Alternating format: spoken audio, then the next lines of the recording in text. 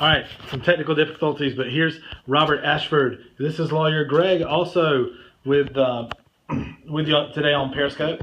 And swipe and share, okay, so others can experience the brainstorming of Rockstar Lawyer, the hot book, New York Times bestseller that's going to be coming out.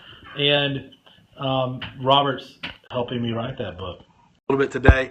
Robert's trying to get me to talk about my past, okay, and about some personal stuff. That's what he's trying to like draw out, okay. Which is important, man. It's important to be vulnerable and honest and all that stuff. Well, one of the reasons for that is chapter 3 talking about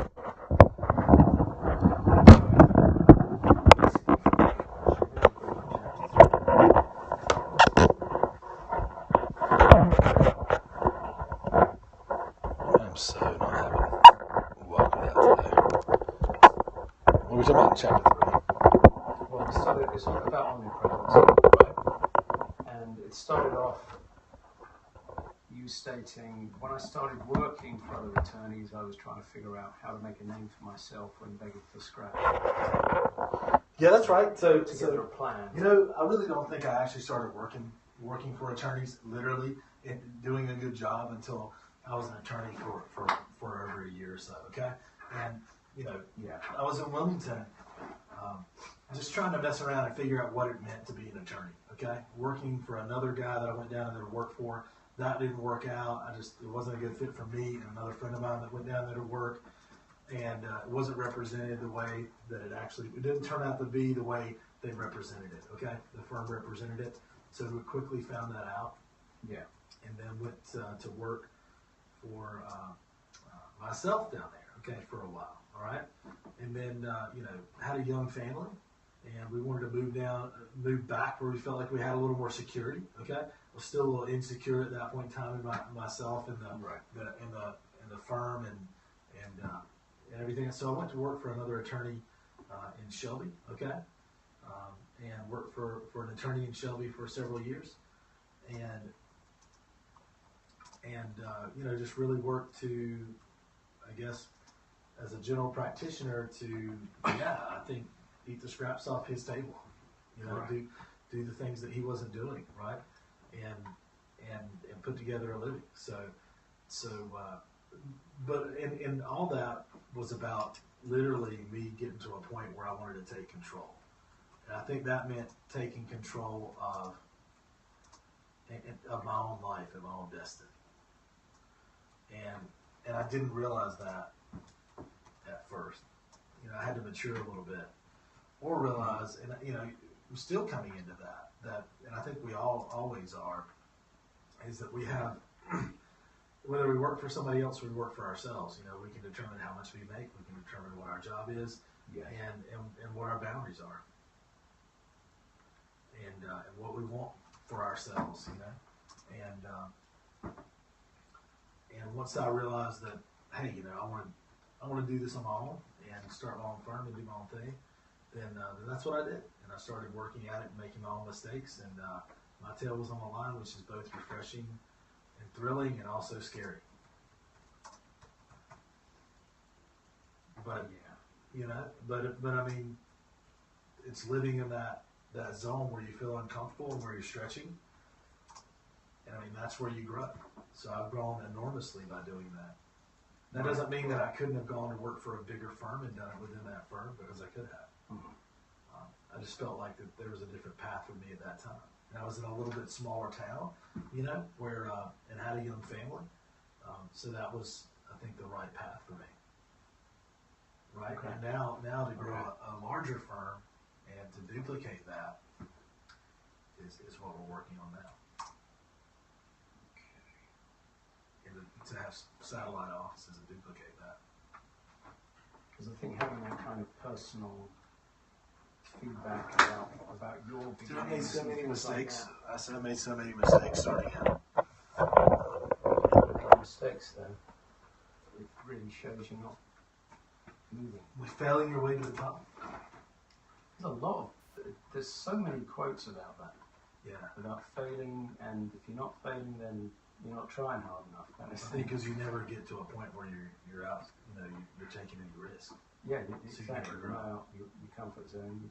You're doing everything that you're certain of, so you're That's not correct. pushing yourself. Yeah, absolutely. I agree. So exactly, bringing yourself to the top. That's right.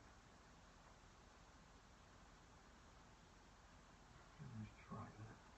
But learning to take charge of myself and not be afraid, okay? Mhm. And it's not be afraid because you're still afraid a little bit, you know? And I'll tell you the biggest thing is learning to trust yourself and make quick decisions Mhm. without second guessing yourself. Right. That's where you need to be. That's the zone you need to operate in, that we all need to operate in, period. That's where we need to get to. And that's back to the trust thing. But That fear is a good thing to be able to bring up. I mean, you can, I suppose you can look at it from the standpoint of if you're not fearing the situation, then you're clearly not far enough out of your comfort zone in the first place. So you've got to push yourself to get out. A lot of it will come back to that. yeah, you start feeling it when things are crunch time, and you have to make money or there's a big case on the line or something like that. You'll start wanting to run away. Yeah. I mean, really, those thoughts will go through your head, and you'll be like, oh. But that's when you really need to step up and get the work done.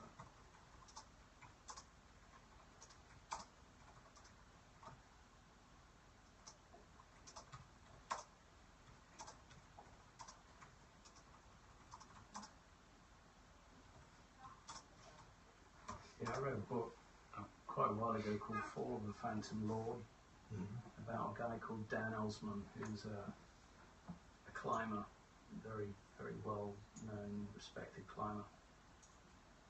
And he got into the habit of scaling things just so he could jump off them. He'd have a line attached to him.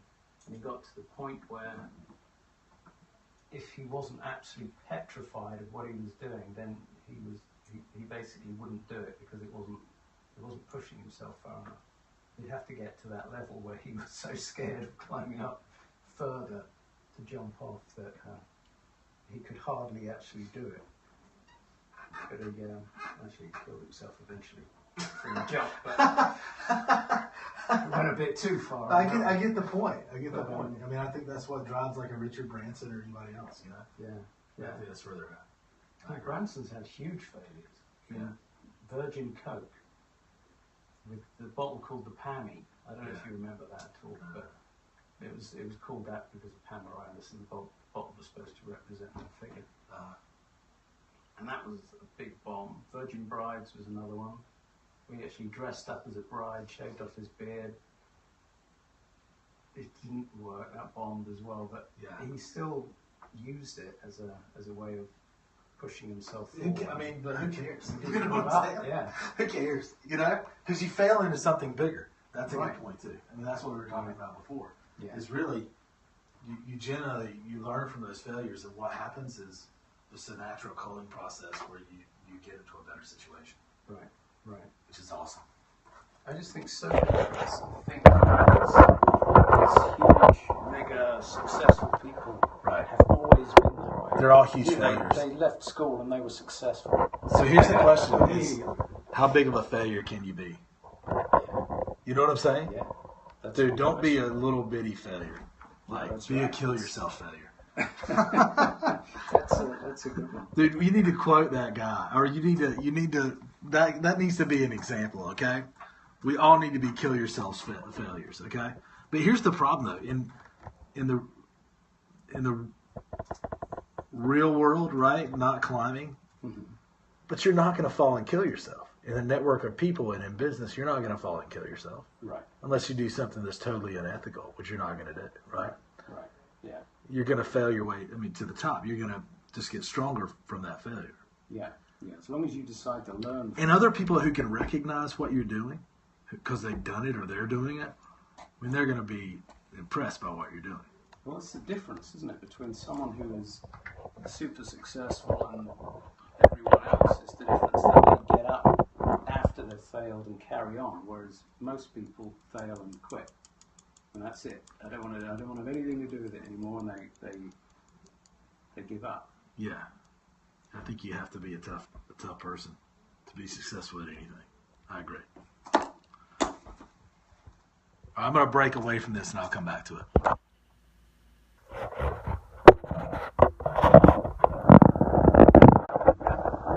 Well, that's pretty good close up. Okay, so Robert, we're going to finish up. We got about a few minutes. Okay. All right. So what's the gist of what we were talking about today? How do we need to finish it up? We've been working on the Rockstar Lawyer book concept and talking today a little bit about my past and about some other things. I know we got a lot more work to do there. We need just to have a come clean honesty day where we do like a history of Greg, okay? Right? And all the bloody mess and everything else. And get it out on the table. The efforts, Yeah. pivotal moments in your career that Okay. you've made that decision to. Not just career, I think just in life in general, Yeah. okay? Right. You know what I'm saying? Yeah. So the whole thing, including career, I think we need to have a day of that, okay? Or a dedicated session of that. Yeah, I agree. That'd be a good Saturday morning, actually. Yeah, it would. Okay? Yeah, that would be a good time. And I promise to be honest, and I'll put that out to everybody too. Jeez. Give you a bit of freedom as well from. Be very cathartic. Be like a freaking therapy session or That's something. right, be a letting go session. Yeah. So, but we've been talking about taking control. We're talking about expanding your mindset. Man, I love the kill yourself failure. Yeah. Fail big, man. Yeah, kill yourself. Be a kill yourself failure. That means, and we're not talking about really killing yourself and making fun of that. We're talking about a guy who was a mountain climber or wall climber or something like that.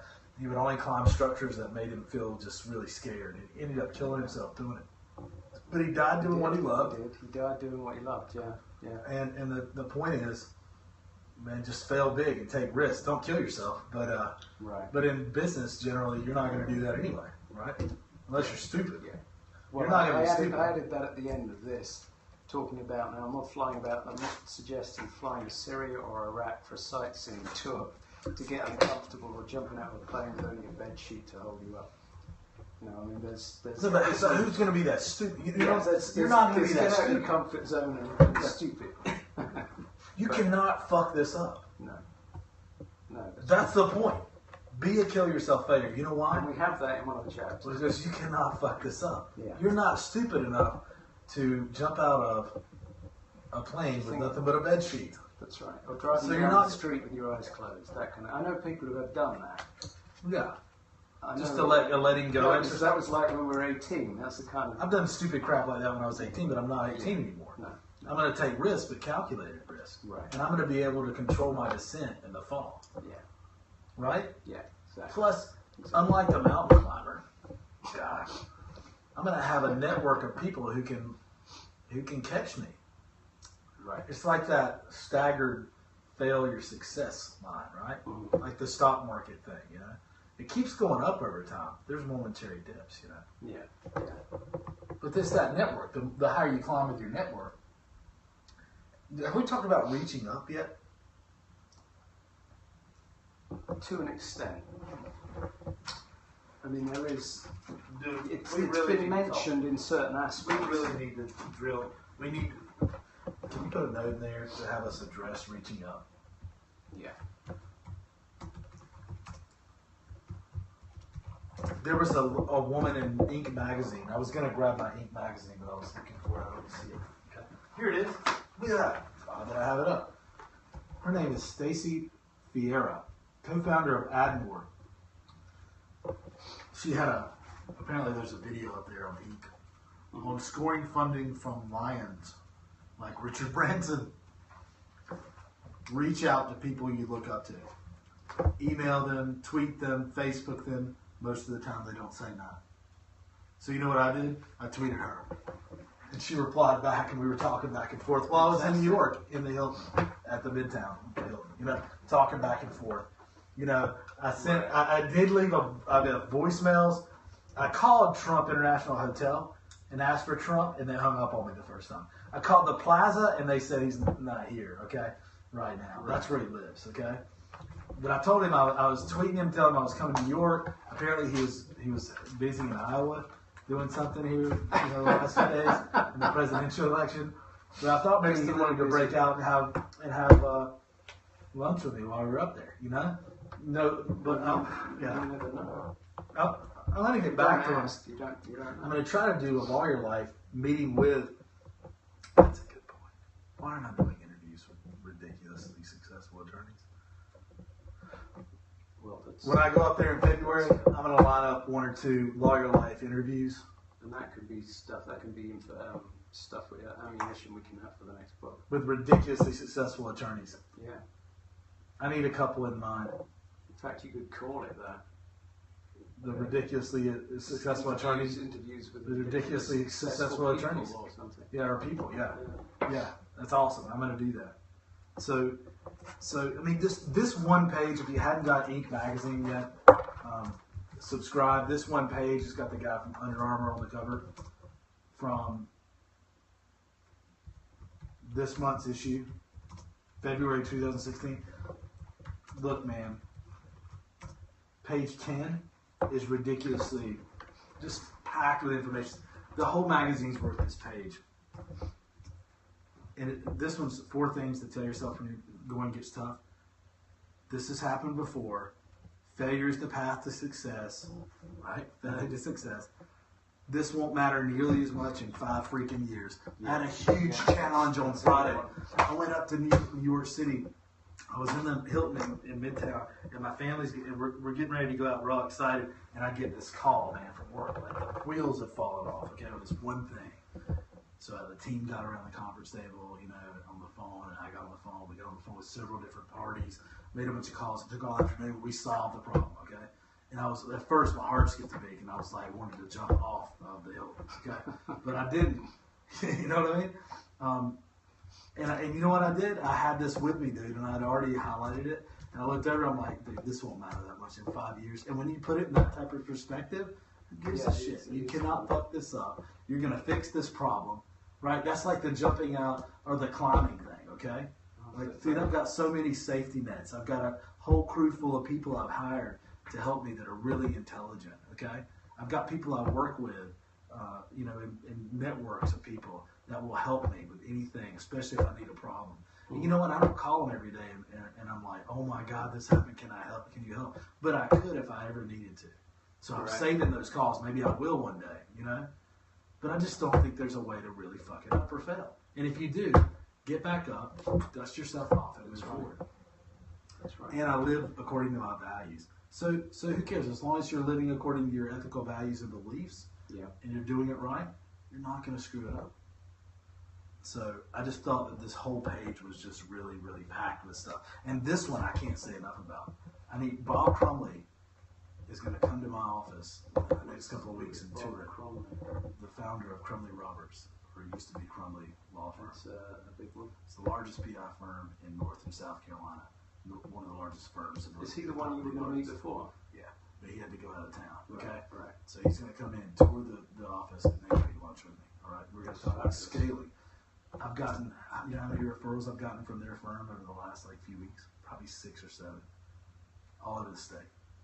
I mean, just our wagon's hitched to that star, and I love it. Okay, Right. I'm gonna milk it and maximize it, and try to just scale just like he did. And I'm, I want to film that interview. I'm gonna ask him if I can film that interview. That'll be my interview with ridiculously successful. Yeah, that would be a fantastic start. And then I'll continue that and go up to NYC. And when is he And coming? I need to go to big cities and interview really successful people and lawyers and call it interviews with ridiculously successful people. That'd be a good book. You've got to interview Tony Robbins. He would be a fantastic one to interview. That guy is just brilliant.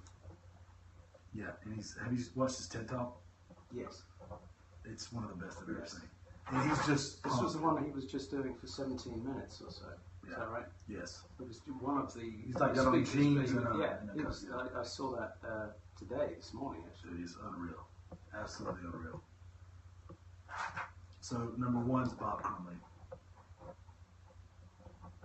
the great thing about that is Richard that Branson? it wasn't always like that.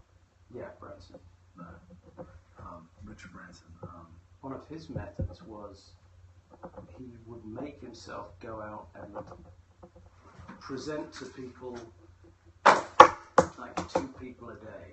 Oh, but Even small little things, just because he said at the start, he wasn't a brilliant speaker at the start. have you read his book? developed that. Have you read any of his books? I'm reading Awaken the Giant Within at the moment. Is that the one where he talks about? I think that is where he talks about his interview, like how he started in this business. Like he used to work for a bigger, like motivational speaking, I haven't got to like that bit. firm or whatever. Okay, like the guy would, instead of doing he talks about getting really good quick. Okay, Right. and moving with speed and power, which is something that I really want to do. Okay, and that's the whole concept that he talks about in his song.